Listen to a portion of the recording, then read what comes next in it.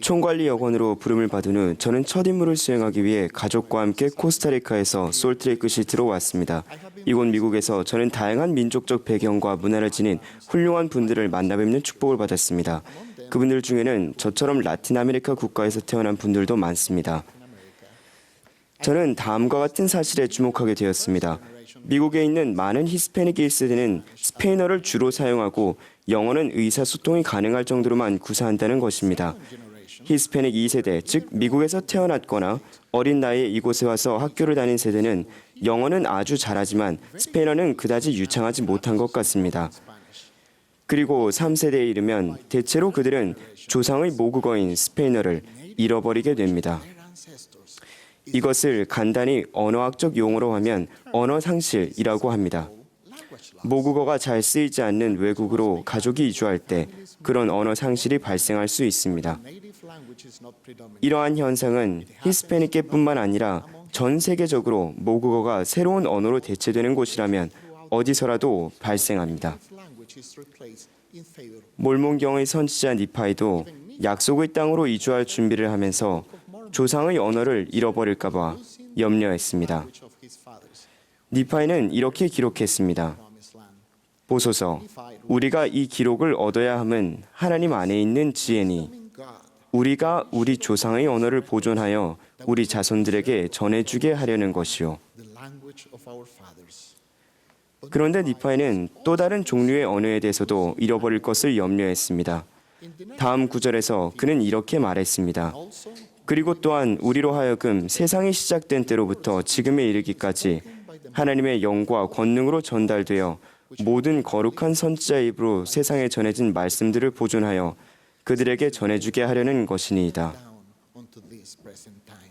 저는 모국어를 보존하는 것과 예수 그리스도의 복음을 우리 삶 속에 보존하는 것 사이에 유사점이 있음을 발견했습니다. 오늘 저는 비유를 통해 세상의 특정 언어가 아니라 가족 내에서 반드시 보존되어야 하고 결코 잃어버려서는 안 되는 영원한 언어에 대해 강조하고자 합니다. 저는 바로 예수 그리스도의 복음의 언어에 대해 말씀드리는 것입니다. 제가 말씀드리는 복음의 언어란 우리 선지자들의 모든 가르침과 그 가르침에 대한 순종 그리고 의로운 전통을 따르는 모든 행위를 의미합니다. 저는 이 복음의 언어를 보존할 수 있는 세 가지 방법을 말씀드리겠습니다. 첫째, 가정에 더 부지런하고 마음을 쓴다. 교리와 성약에서 주님은 뉴엘 K. 휘트니 등 많은 저명한 교회 회원들에게 가정의 질서를 세우라고 권고하셨습니다. 주님은 다음과 같이 말씀하셨습니다. 나의 종 뉴엘 K. 휘트니도 징계를 받아 자기 가족의 질서를 세우며 삶과 그들이 가정에 더 부지런하고 마음을 쓰며 항상 기도하는지 확인할 필요가 있으니 그렇지 아니하면 그들은 그들의 자리에서 옮겨지리라. 언어 상실에 영향을 미치는 요소 중 한 가지는 부모가 자녀에게 모국어를 가르치기 위해 따로 시간을 내지 않는다는 것입니다. 가정에서 모국어를 말하는 것만으로는 충분하지 않습니다.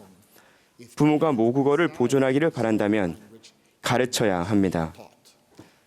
모국어를 보존하고자 의식적으로 노력하는 부모일수록 성공적으로 모국어를 보존해내는 경향이 있다는 연구 결과가 있습니다. 그렇다면 복음의 언어를 보존하기 위한 의식적인 노력이란 무엇일까요? 12사도 정원회의 데이비드 A. 베드나 장로님은 가정에서 복음 교육과 모범이 미흡하면 몇 세대가 지나지 않아 그 후손이 교회에 계속 남아있지 못하게 되는 강력한 원인이 된다고 경고하셨습니다. 그러므로 가정에서 복음을 보존하기 위해서는 강력한 가르침이 절대적으로 중요하며 이를 위해서는 근면과 노력이 필요하다는 결론에 도달할 수 있습니다. 우리는 매일 가족 및 개인 경전 공부를 하는 습관을 가지라는 권고를 여러 차례 받아왔습니다. 이 권고대로 행하고 있는 많은 가족은 매일 더욱 하나가 되고 주님과의 관계가 더 가까워지는 축복을 받습니다. 어떻게 하면 매일 경전 공부를 하게 될까요?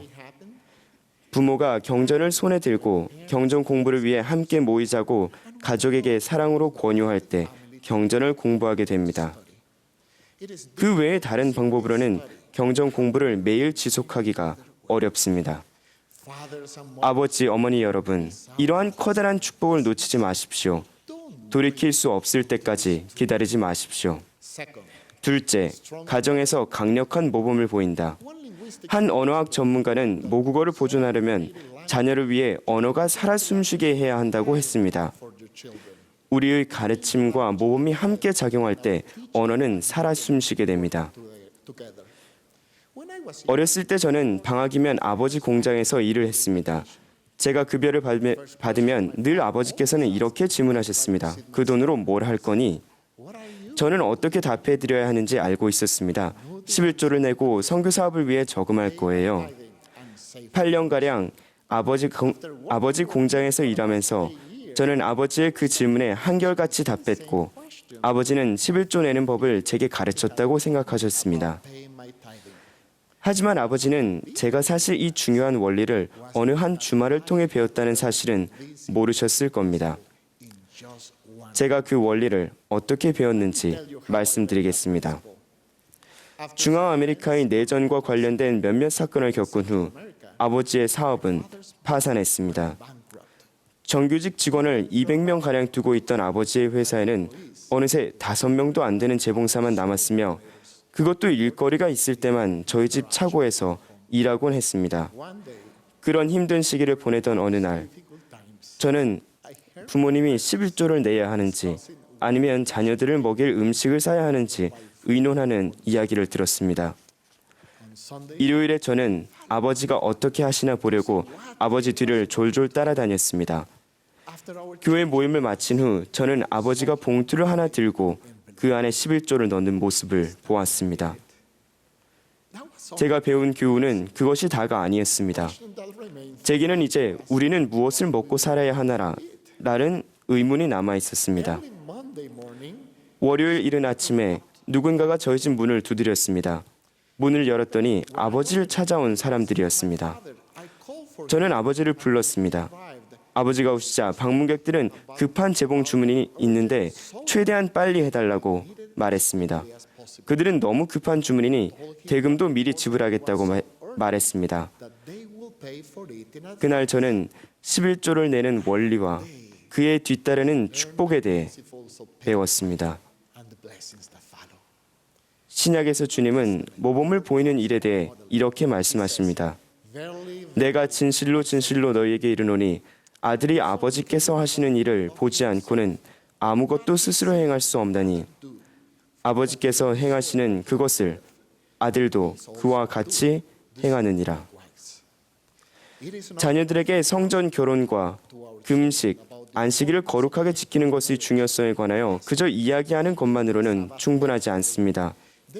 우리는 가능한 한 자주 성전에 참석하기 위해 시간을 내는 모습을 자녀들에게 보여주어야 합니다. 또한 정기적으로 금식하고 안식일을 온종일 거룩하게 지키기 위해 헌신하는 우리의 모습을 보여주어야 합니다. 우리 청소년들이 두 끼를 금식할 수 없고 정기적으로 경전을 공부할 수 없으며 일요일에 TV에서 중요한 경기가 방송될 때 그 TV를 끌 수 없다면 어려움 많은 오늘날의 세상에서 외설물의 유혹을 포함하여 강력한 유혹에 저항할 수 있을 만큼 영적 수양이 될 수 있겠습니까? 셋째, 전통. 언어가 변형되거나 상실되는 또 다른 경우는 한 모국어에 다른 언어와 문화가 섞일 때 일어날 수 있습니다. 교회가 회복되던 초기에 주님은 여러 저명한 교회 회원에게 가정에서 질서를 세우라고 권고하셨습니다. 주님은 우리가 가정에서 빛과 진리를 잃어버릴 수 있는 두 가지 방법에 관해 말씀하시면서 그 권고를 시작하셨습니다. 저 사악한 자가 와서 사람의 자녀들에게서 불순종을 통하여 그리고 그들 조상의 전통으로 말미암아 빛과 진리를 빼앗아가느니라. 가족이 안식일을 거룩하게 지키지 못하게 하거나 가족 경전 공부 및 가족 기도를 매일 하지 못하도록 방해하는 전통이 있다면 우리는 그것이 무엇이든 모두 피해야 합니다. 우리는 우리 가정의 외설물 및 기타 모든 악한 영향력으로 이어질 수 있는 디지털 자료가 들여오는 문을 차단해야 합니다. 오늘날 세상의 전통과 싸우려면 우리는 경전과 현대 선지자들의 음성을 통해 우리 자녀들에게 그들의 성스러운 정체성과 인생의 목적, 그리고 예수 그리스도의 성스러운 사명에 관하여 가르쳐야 합니다. 경전에는 언어가 상실된 사례가 몇 가지 나옵니다. 몇 가지 예를 들면 다음과 같습니다. 이제 이렇게 되었나니 자라나는 세대 중 베냐민 왕이 그의 백성에게 말할 때 어린아이여서 베냐민 왕의 말을 알아들을 수 없었던 자가 많더니 그들이 그 조상들의 전통을 믿지 아니하니라. 이제 그들이 믿지 않음으로 말미암아 그들이 하나님의 말씀을 깨달을 수 없었던지라. 또 그들의 마음이 완악하여졌더라. 자라나는 세대들에게 복음이 낯선 언어가 되었습니다. 모국어를 유지하는 이 점에 대해서는 때때로 논란이 있지만 구원의 계획의 맥락에서 봤을 때 우리 가정에서 복음의 언어를 상실함으로써 생겨나는 영원한 결과에 대해서는 반박의 여지가 없습니다. 하나님의 자녀로서 우리는 완전한 언어를 배우고자 노력하는 불완전한 사람들입니다. 어머니가 어린 자녀에게 이해심을 보이듯 우리 하늘 아버지께서는 우리의 불완전함과 실수를 인내하십니다. 비록 우리의 기도가 서툴고 나약할지라도 진실한 마음으로 표현한다면 그분께서는 마치 아름다운 시를 대하시듯 그 기도를 소중히 여기십니다. 그분은 우리가 복음의 언어를 배우고 말하는 첫마디에 기뻐하십니다. 그분은 완전한 사랑으로 우리를 가르치십니다. 삶에서 이루는 성취도 중요하지만 가정에서 복음의 언어를 잃어버린다면 그 어떤 성취도 의미가 없을 것입니다. 우리가 하나님 아버지의 복음의 언어를 배우려 노력할 때 그분께서는 우리를 축복하실 것이며 그리하여 결국 우리는 더 고귀한 이 언어에 더욱 유창해질 것입니다. 이 복음의 언어는 언제나 우리의 모국어였기 때문입니다. 예수 그리스도의 이름으로 간증합니다. 아멘.